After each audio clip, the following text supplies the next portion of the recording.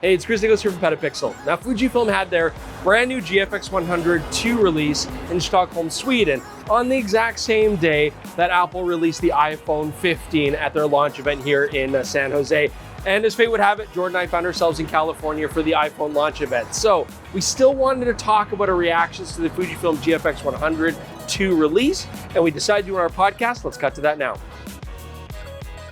Let's talk thoughts. What do you guys want to say about the GFX 102? I mean, I'll start. Like, the big thing is it's a much faster readout on this camera now.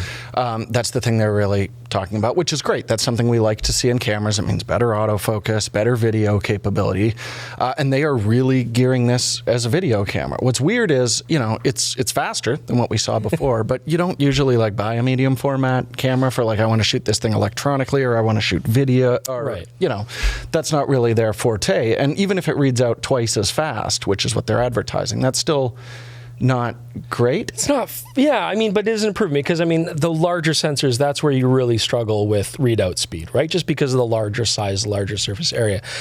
So, you know, why don't we start this backwards? Because, as you say, the big push is for video. 8K footage on this camera, right? Tell us about it, Jordan. Okay. I mean, you and medium format and video, go. Wow, you gesticulated there, like you really had something to say. Yeah, there's a lot of caveats with that. Calm down, everybody. Okay, so the big thing is, yes, it records 8K, but in a sensor area that's smaller than full frame. Yeah. It has to crop it, you know, because you're going from 102 megapixels down to 8K video, which is like 42.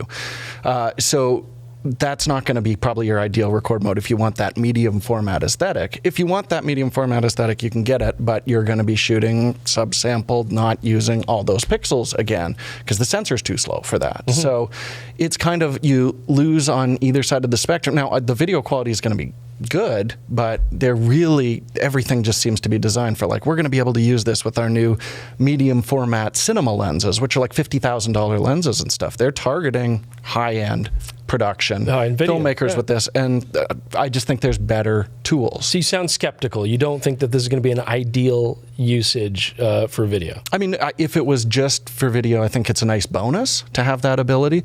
The problem is we just keep seeing when you have a faster reading sensor that the image quality drops a little bit. And they're saying, like, we've compensated for this. You can drop it down to ISO 80 now. But the trade-off always seems to be faster reading sensor, less image quality, less dynamic range. So it's an interesting compromise there. So is there such a thing with this camera, in your opinion, as medium format look in video? It sounds like not really. We've done a video. We did a little myth-busting section where we shot, you know, you can take a medium format camera and you can duplicate the look with other systems, you know, and it's great, like the quality is excellent on those, but it's not a completely unique look you can never access any other way. That's just a myth that's been with us since, I don't know, you're older than me. How long have we had this myth, Chris? A long time, yes, a very long time, you're right. Thank you for pointing that out to everybody. Yeah, I should have stolen the camera, because honestly, like, the other...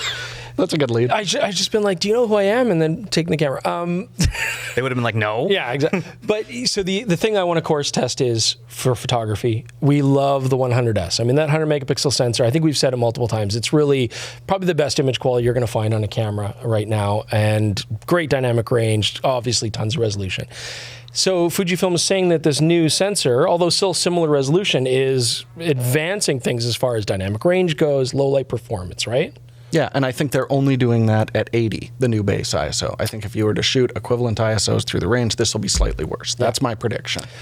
Yeah, so that's something we definitely want to test when we get a chance to play with it. But yeah, how do you guys feel then? So we've talked about how medium format cameras tend to be used for studio applications. They tend to be used for landscape. That's obviously very popular use case. Single shot, composed image, that's where medium format sings. Yeah. Now, you guys are pretty skeptical about the faster frame rate, the faster burst rates, the faster focusing. Maybe it has a faster birth rate, too. I don't know. So my question, actually, that I posed in my notes over here was, who is this camera for?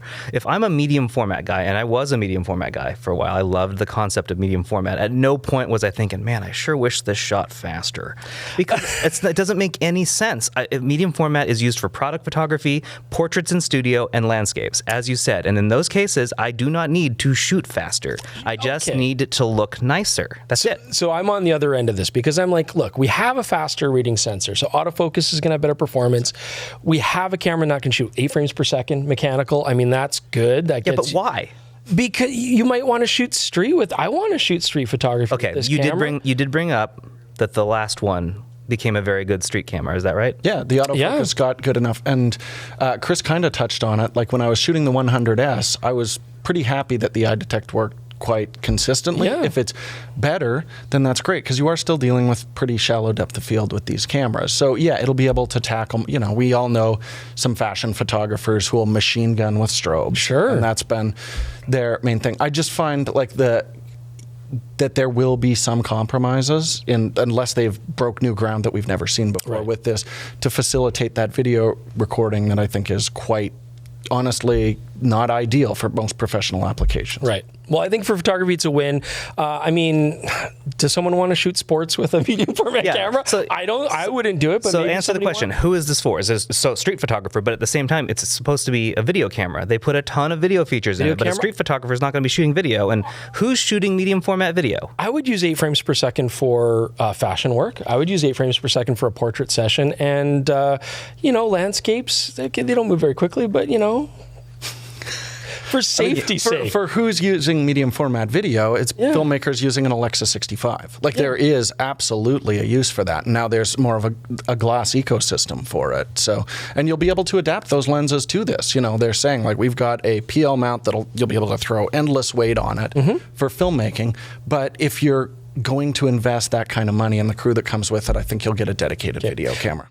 So naturally, we are excited to get our hands on the Fujifilm GFX 102 to fully review it, especially when it's out of its pre-production phase. And so we're absolutely going to do that as soon as we have a production copy. As usual, though, thanks for joining us for this quick little video. Leave your comments below. Let us know what you think about the brand new Fujifilm GFX. Do subscribe to the channel. Do click the notifications. And you did just see, of course, an excerpt from our podcast. You should check that out too. It's on the same YouTube channel, or you can find it on all your favorite podcasting apps.